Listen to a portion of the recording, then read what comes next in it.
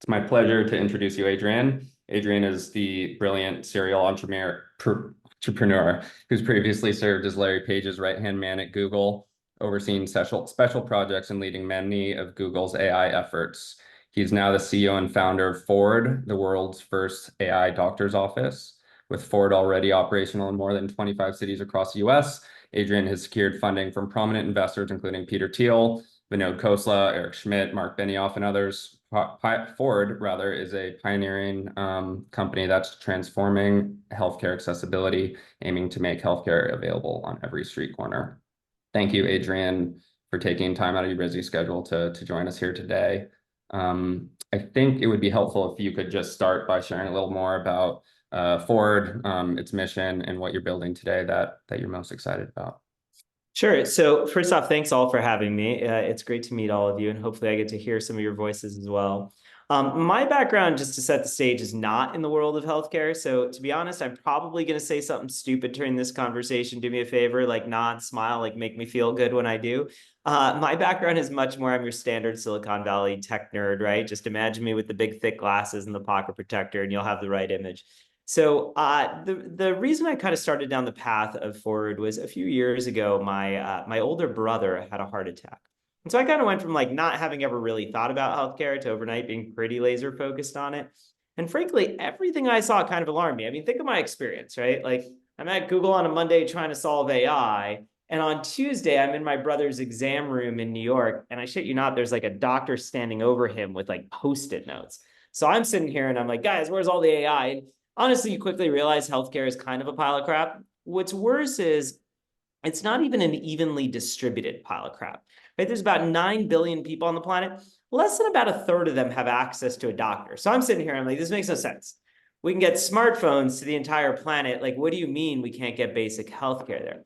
Now, when you peel back layers of the onion, one of the things you quickly realize is healthcare today is predominantly a labor-based business, right? It's doctors and nurses.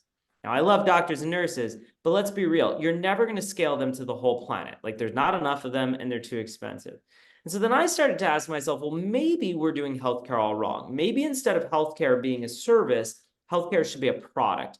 In other words, just ask yourself, like, what would happen if you tried to take every single thing that doctors and nurses are doing and just migrate it over to hardware and software? Because if you can, like, oh my God, you could scale healthcare up to the whole planet, apply all the AI you want. It's going to be a really good world. So that's kind of the mission that we set out on. So I left Google a bunch of years ago, and we really just asked ourselves, what would the first planet scale healthcare system look like? What would healthcare look like for billions and billions of people? And we started by building out what you can think of as a super high-tech doctor's office. We did one in San Francisco. It's done well. We've scaled up. We're live in about 25 cities all across the US.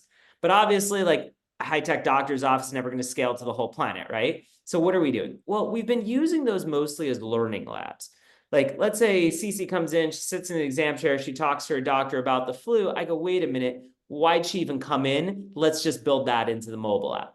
Then maybe Brett comes in, sits in the exam chair, talks to his doctor about skin issues. I build the skin scanner, right? Then I come in, I talk to my doctor about heart issues. I build a body scanner. And slowly but surely, we've migrated everything from kind of doctor and nurse to hardware and software until we got to a point where we could build a doctor's office that was just the hardware and software. So we've recently come out with a product called the Forward Care Pod. It's live in a few cities now and expanding all across the US. And it's exactly what you would think of when you hear something like a care pod. It looks like it's out of Star Trek. You walk into it and you can do everything you want, from drawing your blood to sequencing your DNA to urine tests to skin scans to eye scans, you name it, it's got all this. And then we run it through a bunch of AI that understands all the latest medicine to give you kind of the best treatments for it. And then we kind of course, like rather than thinking of it as done there, we then use a mobile app to kind of continue to monitor you wherever you are and kind of check in with you. Are your blood values getting better? Is that depression getting worse? Those sorts of things, and continue to give ongoing treatment. So hopefully that gives you kind of maybe the minute or two of what we're trying to do here at Forward.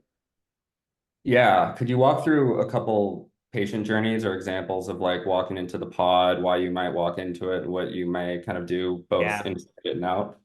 So usually there's kind of 2 or 3 reasons people want to come into Ford. So the first is we're putting these in malls, right? So you're at the mall, you walk by this thing, you say, what the hell is that like futuristic looking thing? I want to play with it. So, you've got a host there, they're nice, they let you start playing with it. And mostly what we do is we just try to give you the most comprehensive insights or scans about yourself. So we just take a bunch of measures. Again, whether that's blood, whether that's urine, feces, genetics, eyes, skin, you name it, we try to understand everything that's going on. And then we use our algorithms to say, well, look, these are the things that are kind of the most prevalent, the most important for you to be dealing with. Like, hey, it looks like you really want to spend time on your heart because it seems pretty concerning. You've got a family history of it. We're seeing the biomarkers be up. This is going to cause you problems. Or maybe, again, it's something, something else that runs in your family or genetics or your lifestyle. We try to get to the bottom of your biggest risks.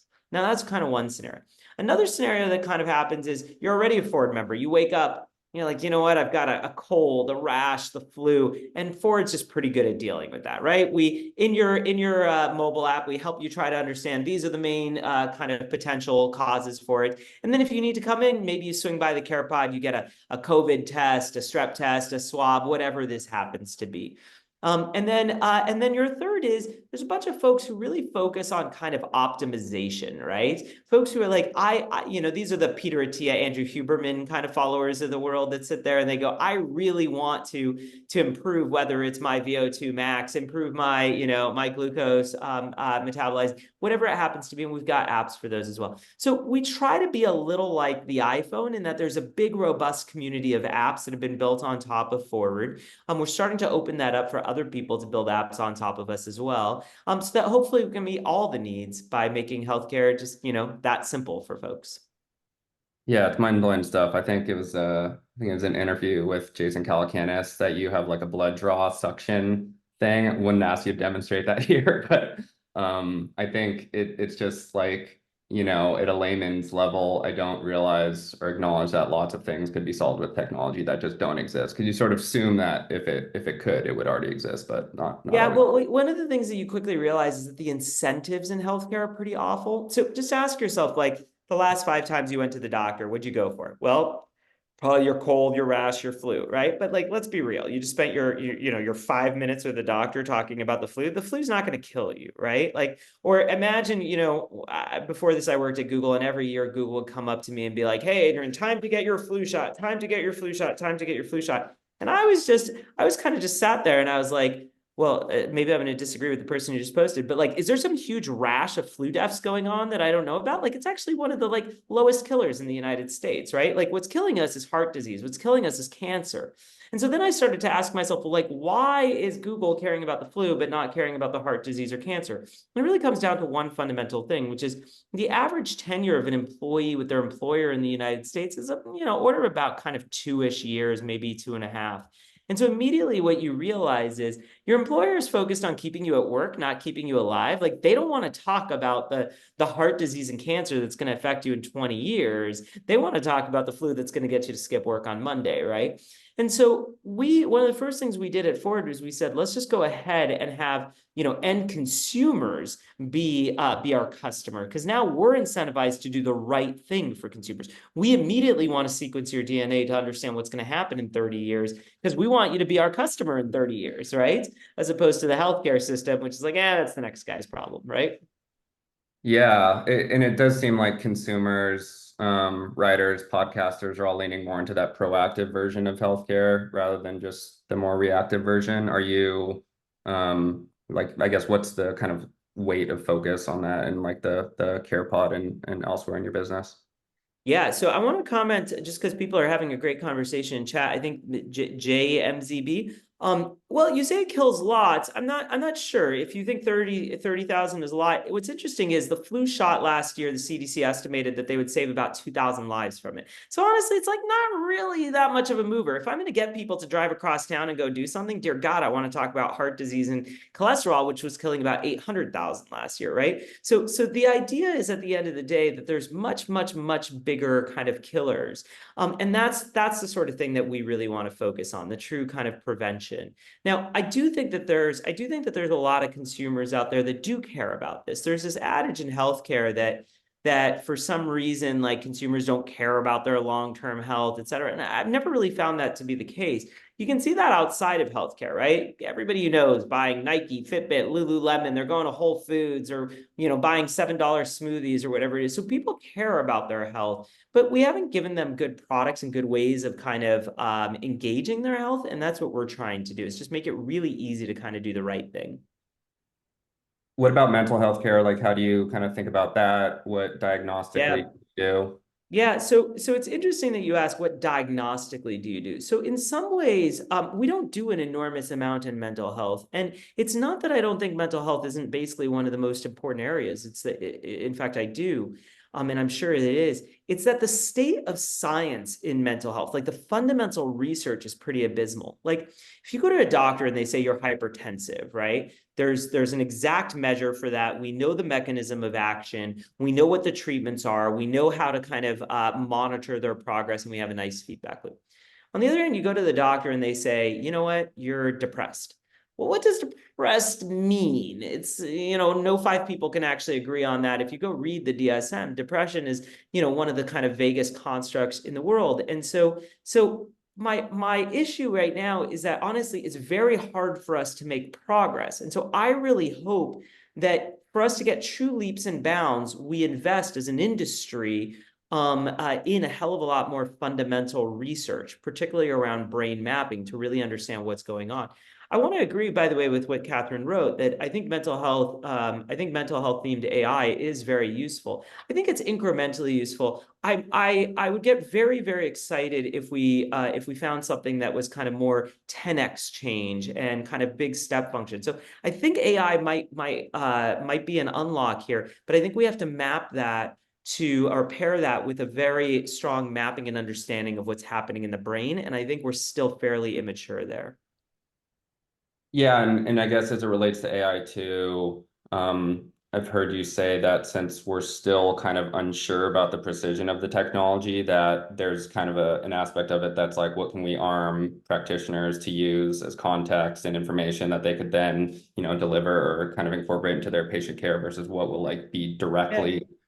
Yeah, and I think the techniques are coming about. We use an enormous amount of AI at Ford, but again, I think the techniques are getting a lot better at helping us not kind of fall into the hallucination or mistake problem. So some of those techniques are pairing them with humans, of course. Some of those techniques are having the AI stay in kind of fairly narrow bounds, so that even if it's making mistakes slightly outside of a very narrow area, not in the super dangerous, like it's not prescribing, et cetera, right? So yeah, I do think there's a long way to go. I will say that I think that the historical chatbots have not exactly been like the most impressive kind of user experience I've seen. I do think that stuff is rapidly getting better, and I expect that in the coming years you'll really start to kind of think of these, virtual avatars as being far more standard. Yeah, I guess related question is that as someone who's been in AI for as long as you have, how do you kind of gauge the magnitude of everything that's happened in the past couple of years? Obviously, it's a Yeah. media I piece. love I love the kind of the classic Bill Gates quote. People always overestimate the amount of change that will occur in 1 or 2 years and underestimate the amount of change that will occur in 10. I think that like there's no question that we have massively stepped into a new world with transformers and LLMs and kind of the new wave of technology. And I think you're going to see that give kind of paid dividends as people progress that technology. But I do think you're going to hit an asymptote. I do think that, like, similar to whatever basic machine learning 15 years ago gave us machine translation, but it hit an asymptote. I do think we're going to see that same pattern again until we come out with a new technology and a new technology. So I'd encourage people not to think like, oh, all of AGI is going to get solved in the next 2 weeks. Like, that's probably not going to happen. But I would encourage people to kind of follow the trends and be patient, because I do think in the coming years, you're going to start to see some things be fairly profound. Yeah, are you doing anything with like genomics or like Absolutely. ingesting 23andMe type data?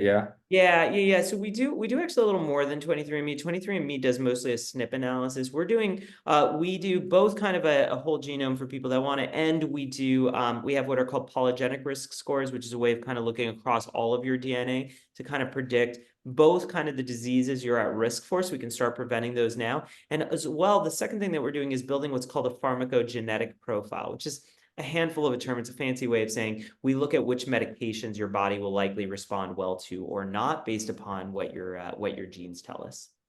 Cool.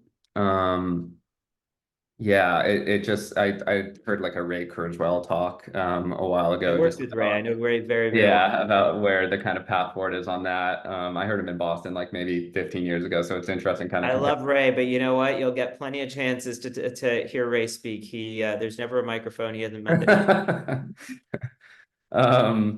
I guess stepping back, would love to hear more about kind of what happened before Ford and what brought you to the place, like what transformative moments, if there are any that stand out, aside from your brother, So led to where you yeah. are.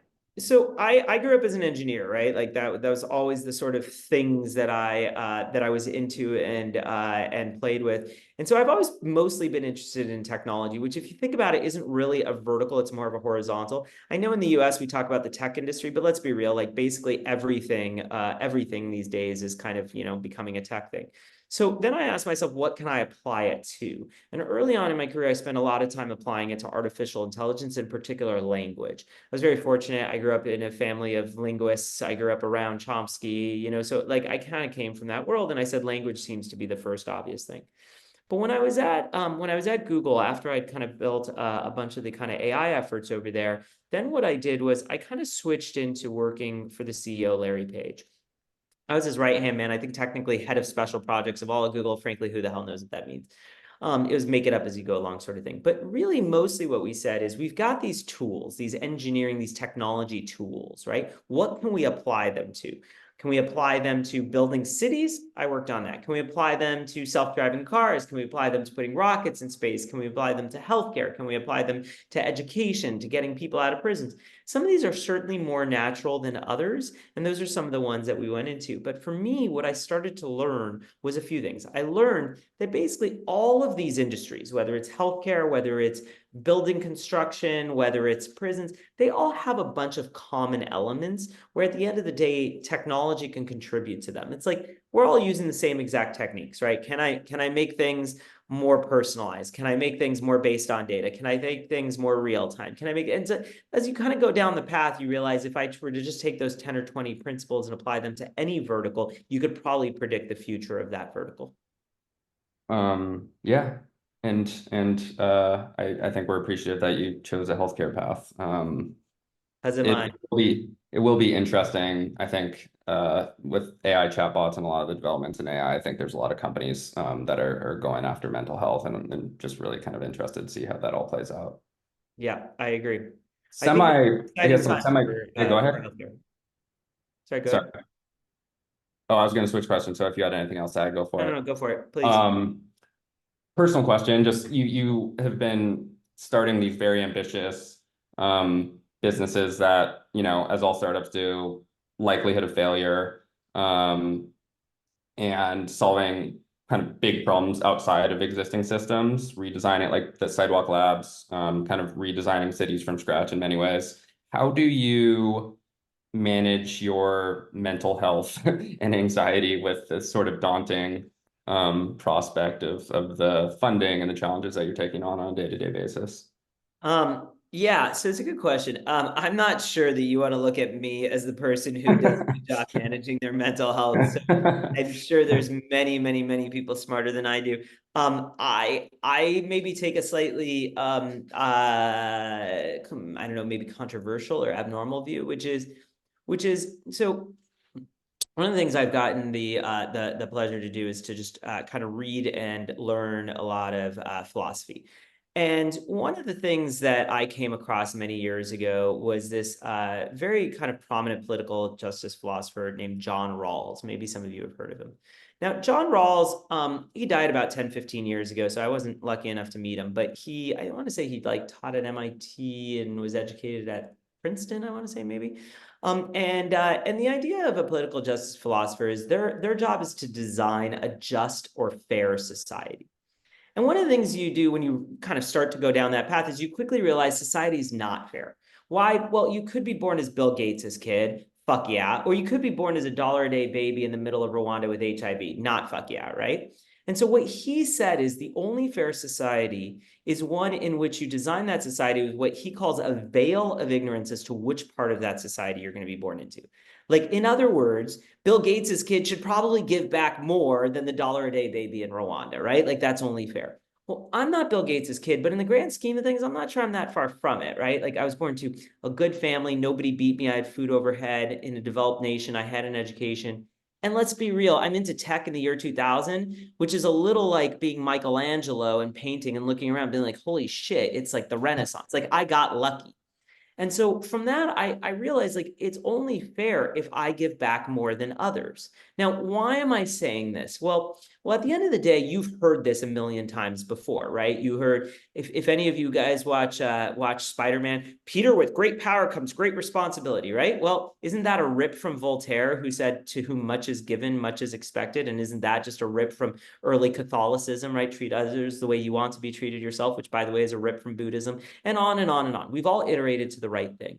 And what I realized for myself is, well, I've been given a lot, so I want to give back a lot. So when I think about my mental health, my view for myself, not saying this should apply to others, is that actually that's not the thing I should prioritize in my life. The thing I should prioritize is helping others as much as I can, even at a cost to myself.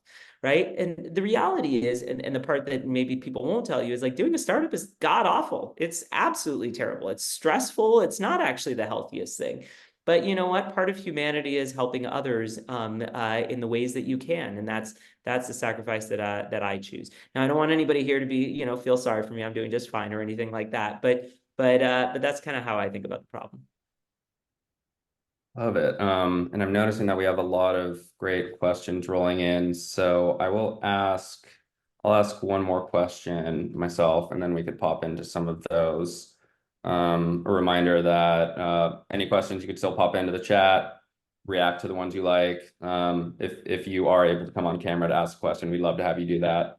I guess like to kind of tie a bow on it, with AI in particular, how there's a sort of human connection, bedside manner aspect of it. How do you think, like in the fully scaled version of AI, call it the care pod, what do you think the like human connection will be, or like what do you think the human layer needs to be in that future version? Yeah, it's a good question. So I think that there's one incredibly important human layer, which is that humans are the ones that are designing and building these systems. And we love to say like AI is going to automate us all out of a job. Well, maybe, but at the end of the day, we're the ones building the AI, so that still work.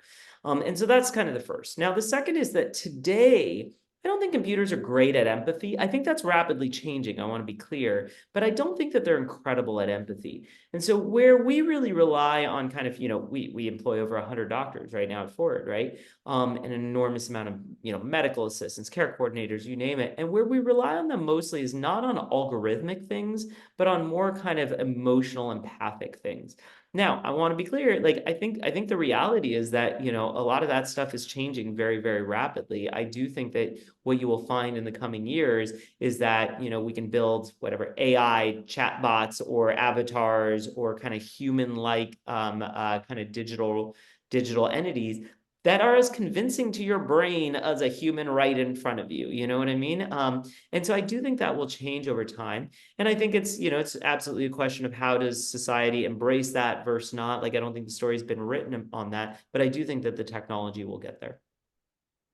Adrian, thank you very much. We really Thank you all. appreciate your Appreciate time. it. I know. Yeah, and we'll share the book links and philosopher notes and all the references that we made in the chat as well. Sounds good. Have a good All one. right. Be I well. appreciate it. Thanks, everyone.